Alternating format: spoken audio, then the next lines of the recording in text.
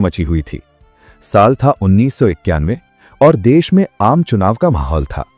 हर तरफ रैलियां हो रही थीं और राजीव गांधी, जो देश के सबसे युवा प्राइम मिनिस्टर रह चुके थे, वो दोबारा सत्ता में आने के लिए पूरी ताकत लगा रहे थे। लेकिन उन्हें इस बात का जरा सा भी इल्म नहीं था कि उनकी मौत की तारीख तय की जा चुकी है, और वो भी किसी और के द्वारा नहीं, बल्कि उसी संगठन के द्वारा जिसे कभी भारत ने मदद का हाथ बढ़ाया था। जी हां, हम बात कर रहे हैं LTTE की। श्रीलंका के वो खूंखार टाइगर्स जो अपने दुश्मन को माफ करना जानते ही नहीं थे। जाफना के घने जंगलों में बैठा LTTE का सुप्रीम कमांडर प्रभाकरन एक बात से बहुत डरा हुआ था। उसे डर था कि अगर राजीव गांधी दोबारा पावर में आ गए तो वो फिर से IPKF यानी इंडियन पीस कीपिंग फोर्स को श्रीलंका भेज देंगे। 80 के दशक में जब भारतीय सेना वहां गई थी तो LTTE को बहुत नुकसान हुआ था, और प्रभाकरन वो इतिहास दोबारा दोहराना नहीं चाहता था। कहते हैं ना कि सांप को अगर छेड़ा जाए तो वो डसता जरूर है। प्रभाकरन ने अपने सबसे भरोसेमंद आदमियों को बुलाया और एक ऐसा फरमान सुनाया जिसने एक भयानक कॉन्स्पिरेसी को जन्म दिया। उसने साफ शब्दों में कह दिया कि राजीव गांधी का दोबारा प्रधानमंत्री बनना LTTE के खात्मे का सिग्नल है, इसलिए उनका मरना जरूरी है। ये मिशन कोई आम मिशन नहीं था, ये एक सुसाइड मिशन था। इसके लिए ऐसे लोगों की जरूरत थी जो अपनी जान की बाजी लगाने से पहले एक बार भी न सोचें। यहीं से एंट्री होती है उस साजिश के मुख्य किरदार की, जिसे दुनिया बाद में वन आइड जैक यानी सिवरासन के नाम से जानने वाली थी। सिवरासन, जिसका असली नाम रघुवरन था, वो एक शातिर दिमाग वाला इंसान था। वो जानता था कि राजीव गांधी तक पहुंचना लोहे के चने चबाने जैसा है, क्योंकि वो देश के सबसे ज्यादा प्रोटेक्टेड इंसान थे। उनकी सिक्योरिटी भेदना नामुमकिन था। लेकिन सिवरासन ने एक प्लान बनाया, एक ऐसा प्लान जिसमें हथियारों का इस्तेमाल नहीं बल्कि धोखे का इस्तेमाल होना था। उसने तय किया कि वो राजीव गांधी को मारने के लिए किसी बंदूक या स्नाइपर का इस्तेमाल नहीं करेगा, बल्कि वो एक ह्यूमन बॉम्ब का इस्तेमाल करेगा। एक ऐसा बॉम्ब जो चलता फिरता हो और जिस पर किसी को शक भी ना हो। उसने इस काम के लिए औरतों को चुना, क्योंकि भारत में औरतों की तलाशी बहुत नरमी से ली जाती है और बड़े नेताओं के पैर छूना एक आम परंपरा है। साजिश की बिसात बिछ चुकी थी। समुद्र के रास्ते एक नाव चुपचाप तमिलनाडु के तट पर आ रुकी। उस नाव से कुछ लोग उतरे जिनके चेहरों पर एक अजीब सी खामोशी थी। वो भारत की जमीन पर कदम रख चुके थे और उनके दिमाग में सिर्फ एक ही मकसद था, राजीव गांधी की हत्या। ये लोग आम शरणार्थियों की तरह भीड़ में घुल मिल गए ताकि किसी को कानो कान खबर ना हो। वो जानते थे कि एक छोटी सी गलती उनके पूरे मिशन को बर्बाद कर सकती है। चेन्नई में उन्होंने अपना ठिकाना बनाया और वहां के लोकल लोगों को अपने जाल में फंसाना शुरू किया। उन्हें लोकल सपोर्ट की जरूरत थी और इसके लिए उन्होंने नालिनी नाम की एक भारतीय महिला को अपने प्यार के जाल में फंसाया। नालिनी को अंदाजा भी नहीं था कि वो किस दलदल में फंसने जा रही है। धीरे धीरे मौत का सामान जमा किया जाने लगा। साजिश अब अपने दूसरे पड़ाव पर थी। सिवरासन ने अपनी टीम तैयार कर ली थी। इस टीम में सबसे अहम मोहरा थी धनु। धनु LTTE की एक कट्टर समर्थक थी, जिसके दिल में नफरत की आग जल रही थी। उसे ही ह्यूमन बॉम्ब बनने के लिए चुना गया था। उसके साथ थी शुभा, जो बैकअप के लिए थी। लेकिन सबसे बड़ी चुनौती यह थी कि बॉम्ब को शरीर पर कैसे छिपाया जाए और सिक्योरिटी को चकमा कैसे दिया जाए। इसके लिए एक स्पेशल डेनिम की बेल्ट तैयार की गई। ये कोई आम बेल्ट नहीं थी। इसमें 6 ग्रेनेड रखे गए थे और हर ग्रेनेड में 80 ग्राम RDX भरा हुआ था। RDX एक ऐसा विस्फोटक है जो लोहे को भी मोम की तरह पिघला सकता है, और इसे और भी ज्यादा घातक बनाने के लिए इसमें 2 mm के हजारों लोहे के छर्रे यानी पैलेट्स भरे गए थे। मकसद साफ था, धमाका होते ही ये छर्रे गोलियों की रफ्तार से निकलेंगे और आसपास खड़े हर इंसान के शरीर को छलनी कर देंगे। सिवरासन बहुत ही शातिर खिलाड़ी था। वो कोई भी रिस्क नहीं लेना चाहता था, इसलिए उसने राजीव गांधी की हत्या से पहले एक रिहर्सल करने का फैसला किया। जी हां, आपने सही सुना। 7 मई 1991 को VP सिंह की एक रैली में ये कातिल गैंग अपने तैयारी परखने गया। वहां धनु ने VP सिंह के पैर छुए और सिवरासन ने यह नोट किया कि सिक्योरिटी वाले औरतों को नेताओं के पास जाने से नहीं रोकते। ये उनकी सबसे बड़ी जीत थी। उन्हें उनकी साजिश का लूप होल मिल चुका था। अब बस इंतजार था उस तारीख का जब राजीव गांधी तमिलनाडु आने वाले थे, और वो तारीख तय हुई 21 मई। जैसे जैसे दिन पास आ रहा था, सिवरासन की बेचैनी बढ़ती जा रही थी। उसे हर पल ये डर था कि कहीं कोई चूक न हो जाए। उसने अपनी टीम को सख्त हिदायत दी थी कि वो आपस में भी कम से कम बात करें। इधर दिल्ली में राजीव गांधी अपने चुनाव प्रचार में व्यस्त थे। उन्हें कई बार इंटेलिजेंस एजेंसीज ने आगाह किया था कि उनकी जान को खतरा है, लेकिन राजीव गांधी तो जनता के नेता थे। वो लोगों से मिलना, उनसे हाथ मिलाना और उनके बीच रहना पसंद करते थे। उन्हें अपनी सिक्योरिटी का ये घेरा एक पिंजरे जैसा लगता था, जिसे वो बार बार तोड़ने की कोशिश करते थे। शायद यही वो बात थी जिसका फायदा शिवरासन उठाना चाहता था। 21 मई की सुबह सूरज एक नई उम्मीद के साथ निकला था, लेकिन किसे पता था कि ढलते सूरज के साथ एक युग का अंत होने वाला था। उस दिन राजीव गांधी को विशाखापट्टनम से चेन्नई जाना था, लेकिन किस्मत का खेल देखिए, उनके विमान में कुछ तकनीकी खराबी आ गई। वो वहीं रुक गए।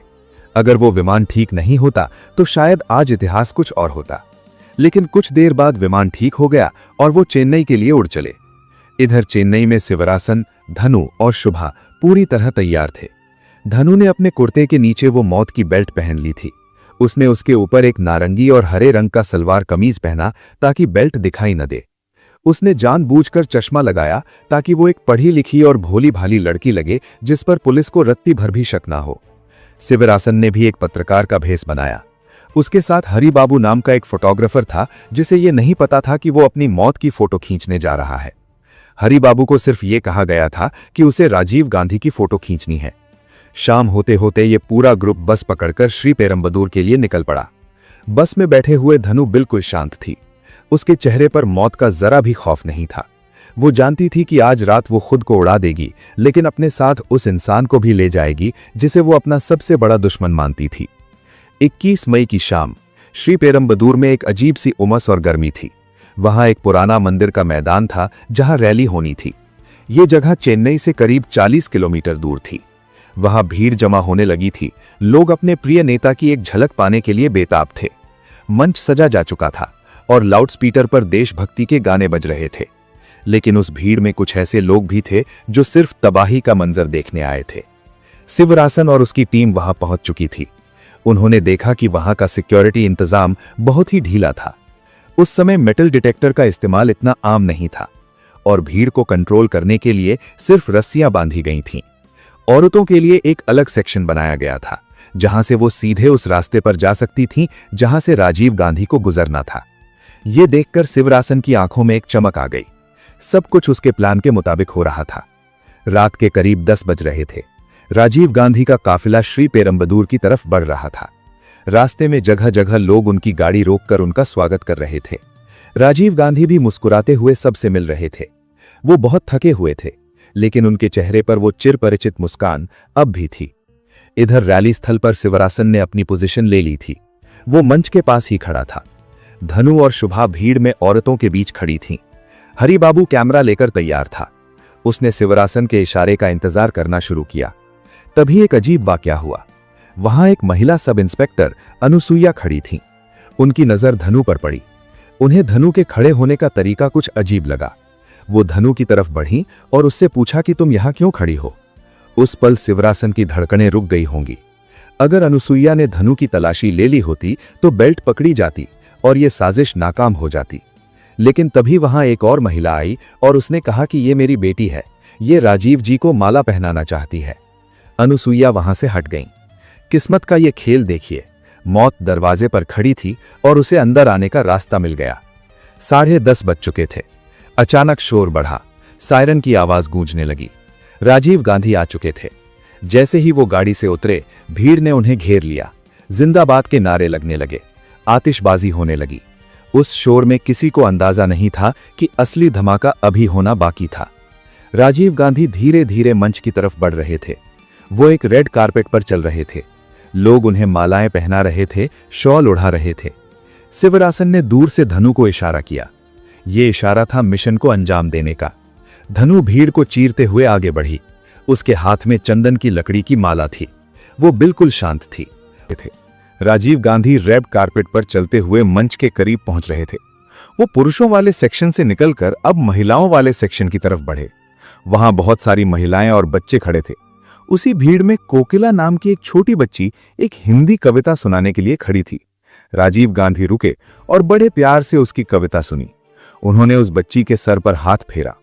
ये उनकी जिंदगी का आखिरी वो पल था जब उन्होंने किसी बच्चे को प्यार किया था। इसके बाद वो आगे बढ़े, तभी धनु उनके सामने आ गई। उसने हाथ में वो चंदन की माला पकड़ी हुई थी। एक महिला पुलिस कांस्टेबल ने धनु को रोकने की कोशिश की। उसने धनु को पीछे धकेला, लेकिन राजीव गांधी ने उस कांस्टेबल को रोका और कहा कि उसे आने दो। ये शब्द राजीव गांधी के आखिरी शब्द साबित हुए। उन्होंने खुद अपनी मौत को पास बुलाया था। उन्होंने सोचा कि यह भी कोई आम प्रशंसक है जो उनका सम्मान करना चाहती है। धनु आगे बढ़ी और उसने राजीव गांधी के गले में वो माला पहना दी। फिर वो उनके पैर छूने के लिए नीचे झुकी। ये वो पल था जब वक्त जैसे थम सा गया था। राजीव गांधी उसे उठाने के लिए या आशीर्वाद देने के लिए थोड़ा झुके। ठीक उसी पल धनु ने अपनी बेल्ट पर लगे उस स्विच को दबा दिया। एक बहुत तेज फ्लैश हुआ, जैसे 1000 बिजलियां एक साथ कड़की हों, और फिर एक कान फोड़ देने वाला धमाका। 10:21 पर सब कुछ खत्म हो गया। वो धमाका इतना जबरदस्त था कि आसपास खड़े लोगों के शरीर के चिथड़े उड़ गए। धुएं का एक बड़ा गुबार उठा और वहां सिर्फ अंधेरा छा गया। उस धमाके की आवाज मीलों दूर तक सुनी गई। कुछ पलों तक वहां सिर्फ सन्नाटा था, एक ऐसा सन्नाटा जो चीखों से भी ज्यादा भयानक होता है। और फिर शुरू हुई भगदड़। लोग अपनी जान बचाने के लिए इधर उधर भागने लगे। किसी को समझ नहीं आ रहा था कि क्या हुआ है। हवा में जले हुए मांस और बारूद की गंध फैल गई थी। पुलिस वाले जो कुछ देर पहले तक भीड़ को संभाल रहे थे, वो खुद अपनी सुध बुध खो बैठे थे। उस धमाके ने सिर्फ एक नेता को नहीं मारा था, बल्कि उसने भारत की उम्मीदों को भी उड़ा दिया था। मंच पर जो कांग्रेसी नेता खड़े थे, वो बदहवास होकर नीचे भागे। जब धुआं थोड़ा छटा तो वहां का मंजर देखकर किसी का भी दिल दहल जाता। लाशें बिछी हुई थीं। खून से सनी जमीन पर कहीं किसी का हाथ पड़ा था तो कहीं किसी का पैर, और उन सब के बीच एक ऐसा चेहरा था जिसे पूरा देश पहचानता था। राजीव गांधी का शरीर बुरी तरह क्षत विक्षत हो चुका था। वो पहचान में भी नहीं आ रहे थे। उनके कपड़े और उनके जूते ही उनकी पहचान का जरिया बचे थे। वो लोटो ब्रांड के स्पोर्ट्स शूज जो वो अक्सर पहना करते थे। उस भयानक रात ने एक हंसते खेलते इंसान को मांस के लोथड़े में बदल दिया था। सिक्योरिटी में इतनी बड़ी चूक कैसे हुई? आखिर उस ह्यूमन बॉम्ब को इतने करीब जाने कैसे दिया गया? ये सवाल आज भी हवा में तैरते हैं। धमाके के बाद का मंजर इतना भयावह था कि उसे बयान करना भी मुश्किल है। श्री पेरम्बदूर का वो मैदान अब एक शमशान बन चुका था। कुल 16 लोगों की जान गई थी, जिसमें राजीव गांधी के साथ साथ वो पुलिस वाले भी थे जो उनकी सुरक्षा में तैनात थे। और धनु, वो तो उस धमाके का केंद्र थी। उसका सिर्फ सर और धड़ का एक छोटा सा हिस्सा ही बचा था। बाकी शरीर हवा में गायब हो चुका था। जैसे ही यह खबर दिल्ली पहुंची, हड़कंप मच गया। देश में शोक की लहर दौड़ गई। किसी को यकीन नहीं हो रहा था कि राजीव गांधी अब नहीं रहे। लेकिन अब सवाल यह था कि यह किया किसने? पुलिस और जांच एजेंसियां तुरंत हरकत में आईं। सीबीआई की एक स्पेशल इन्वेस्टिगेशन टीम यानी एसआईटी का गठन किया गया, जिसका जिम्मा डीआर कार्तिकेयन को सौंपा गया। यह भारत के इतिहास की सबसे मुश्किल जांच होने वाली थी, क्योंकि कातिल कोई सुराग छोड़कर नहीं गया था, ऐसा लग रहा था।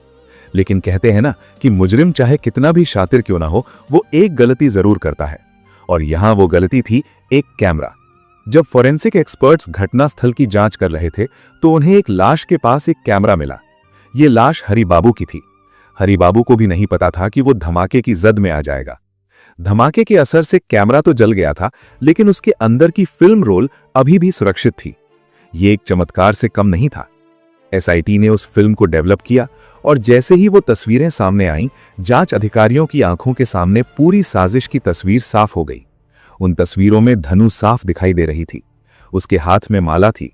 शिवरासन भी भीड़ में खड़ा दिखाई दे रहा था और उसके माथे पर पसीने की बूंदें साफ बता रही थीं कि वो कितना तनाव में था। और सबसे अहम तस्वीर वो थी जिसमें धनु राजीव गांधी के पैर छूने के लिए झुक रही थी। यह दुनिया का पहला ऐसा केस था जहां कातिल ने अपनी ही जुर्म की तस्वीरें खुद खिंचवाई थीं। हरिबाबू की वो तस्वीरें अब इस केस का सबसे बड़ा सबूत बन चुकी थीं। इन तस्वीरों के जरिए एसआईटी ने एक के बाद एक कड़ियों को जोड़ना शुरू किया। उन्हें पता चला कि यह काम एलटीटीई का है। अब शुरू हुआ एक बहुत बड़ा मैनहंट। पुलिस को शिवरासन और उसके साथियों की तलाश थी। पूरे देश में नाकाबंदी कर दी गई। हर तरफ उनके पोस्टर लगा दिए गए। शिवरासन, जो मास्टरमाइंड था, वो धमाके के बाद वहां से भाग निकला था। वो एक ऑटो रिक्शा लेकर चेन्नई वापस आया और वहां से बैंगलोर भागने की फिराक में था। वो जानता था कि अब भारत में उसका बचना नामुमकिन है। वो वापस श्रीलंका भागना चाहता था, लेकिन समंदर के रास्ते पर इंडियन नेवी का कड़ा पहरा था। वो भारत में ही फंसकर रह गया था। एसआईटी उसके पीछे हाथ धोकर पड़ी थी। वो जहां भी जाता, पुलिस उसके पहुंचने से बस कुछ देर पहले या बाद में पहुंचती। ये चूहे बिल्ली का खेल कई दिनों तक चला। कहानी अब अपने अंजाम की तरफ बढ़ रही थी। अगस्त 1991। धमाके को 3 महीने बीत चुके थे। एसआईटी को एक पुख्ता खबर मिली कि शिवरासन और उसके साथी बैंगलोर के कोनाकुंटे इलाके में एक घर में छिपे हुए हैं। पुलिस ने बिना वक्त गवाए उस घर को चारों तरफ से घेर लिया। ये एक रिहायशी इलाका था, इसलिए पुलिस सीधे गोलीबारी नहीं करना चाहती थी। शिवरासन को पता चल चुका था कि अब खेल खत्म हो चुका है। वो चारों तरफ से घिर चुका था। एलटीटीई के लड़ाकों की एक कसम होती थी कि वो कभी भी जिंदा पकड़े नहीं जाएंगे। वो हमेशा अपने गले में साइनाइड का कैप्सूल पहनते थे, जिसे वो कुप्पी कहते थे।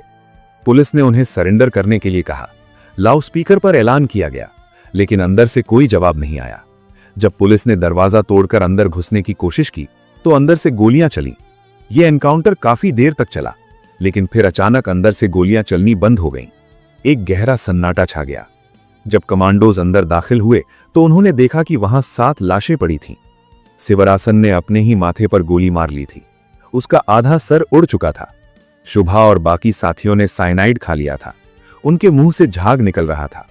वो सभी मर चुके थे, लेकिन जिंदा पुलिस के हाथ नहीं आए। इस तरह राजीव गांधी की हत्या के मास्टरमाइंड का अंत हुआ। लेकिन इस साजिश ने कई सवाल खड़े कर दिए। बाद में अदालत ने 26 लोगों को मौत की सजा सुनाई। हालांकि बाद में कुछ की सजा कम कर दी गई। नलिनी, जो इस साजिश में शामिल थी और जिसने धनु और बाकियों को अपने घर में पनाह दी थी, उसकी मौत की सजा को भी बाद में उम्र कैद में बदल दिया गया, क्योंकि सोनिया गांधी ने उसे माफ कर दिया था। यह कहानी सिर्फ एक हत्या की कहानी नहीं है। ये कहानी है उस भरोसे के कत्ल की। ये कहानी है उस नफरत की जो इंसान को अंधा बना देती है। राजीव गांधी की हत्या ने भारत की राजनीति में एक ऐसा शून्य पैदा कर दिया जिसे भरना आज तक मुश्किल है।